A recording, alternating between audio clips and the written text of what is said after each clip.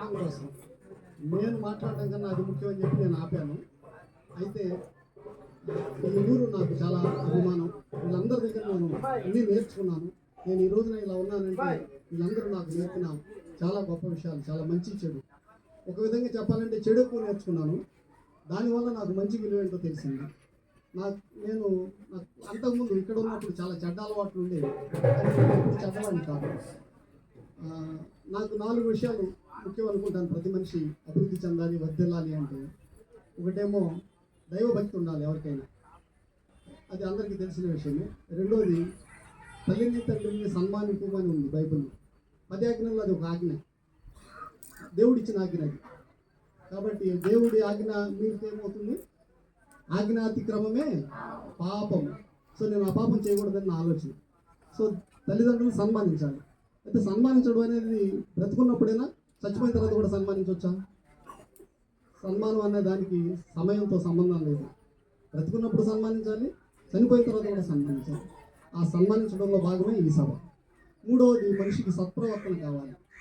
సత్ప్రవర్తన అంటే ఇతరులకు మంచి చేయడం, ఇతరులకు నష్టం చేయకుండా ఉండడం, ఒక పద్ధతిగా బ్రతకడం. సత్ప్రవర్తన అలవాటు చేసుకోవాలనేది నా తల్లిదండ్రులు, మా బంధువులు, ఇక్కడ ఉన్న ఈ ఊళ్ళో ఉన్న పెద్దలు నాకు నేర్పిన విషయం. ఒక్కొక్కసారి నేను చెడ్డ అలవాటు చేసి నాకు ఉన్నప్పుడు సిగరెట్ తాగుతుంటే పెద్దవాళ్ళు చూసి, అయ్యా నువ్వు చదువుకునేవాడు, నువ్వు సిగరెట్ తాగకూడదు, తప్పు కదా అనేవాడు. మందు తాగుతుంటే అలాగే వాడు. ఇప్పుడు మా వదిన కూడా వచ్చింది, ఆ రోజు చాలా మందులు ఇచ్చింది. అప్పుడు బాధ వచ్చింది, తర్వాత చాలా సంతోషం వచ్చింది. అట్లా సత్ప్రవర్తన అవసరం మనిషికి. తర్వాత స్వయం కృషి. నా వరకు నేను ఆలోచిస్తే నా ప్రవర్తన అప్పుడు చెడు అలవాట్లు ఉన్నాయి కాబట్టి మంచిది కాదు. కష్టం నేను ఎప్పుడు పడలేదు. నా జీవితంలో పుట్టిన దగ్గర నుంచి నేను అసలు ఎప్పుడు స్వయం కృషి అనేది లేదు, నాకు చాలా తక్కువ. అయితే ఈ రోజున కొద్దిగా నేనేమన్నా మంచిగా ఉన్నాను అంటే కేవలం 2 విషయాలు నేను అనుకుంటాను. ఒకటి, నాకు చాలా దైవభక్తి. 2, నా తల్లిదండ్రులు, పెద్దలందరూ నాకు ఇచ్చిన ఆశీర్వాదం. ఆ 2 విషయాలే నన్ను ఈ స్థితికి తీసుకొచ్చినాయని నేను సంపూర్తిగా నమ్ముతున్నాను. మీరు నా ఆహ్వానాన్ని గమనించి ఇక్కడికి వచ్చినందుకు కొంచెం టైం అయిపోయింది, ఏమనుకోవద్దు. చాలా విషయాలు మాట్లాడలేకపోతున్నాను. ఇక్కడ చిన్న కార్యక్రమం ఒకటి పెట్టాం. నాకంటే వయసులో పెద్దవాళ్ళు, అంతకుముందు పోయిన సంవత్సరం మా అమ్మగారి దినం జరిగినప్పుడు ఇక్కడ 75 సంవత్సరాల వయసు పైన ఉన్న వాళ్ళందరికీ చిన్న సత్కారం చేశాను.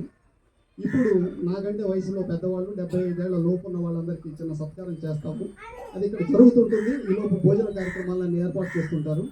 కాబట్టి మీరందరూ నేను ఏర్పాటు చేసిన చిన్న ఆతిథ్యాన్ని స్వీకరించి మీ ముందు మనసుతో నన్ను ఆశీర్వదించాలని కోరుకుంటూ సెలవుస్తుంది. వేదిక మీద ఉన్న దేవజనులందరికీ నా ఆహ్వానం నుంచి వచ్చినందుకు వారికి నా కృతజ్ఞతలు. నాకు అవకాశం ఉన్నప్పుడల్లా ఈ ఊరికి సంబంధించి మీరు ఎప్పుడు గ్రామానికి సంబంధించి ఏ విషయం తీసుకొచ్చినా నాకు నా చేతనైన సహాయం ఎప్పుడు చేస్తుంటాను. నాకు అవకాశం ఇవ్వండి. ధన్యవాదాలు చెప్పుకుంటూ సెలవు తీసుకుంటాను.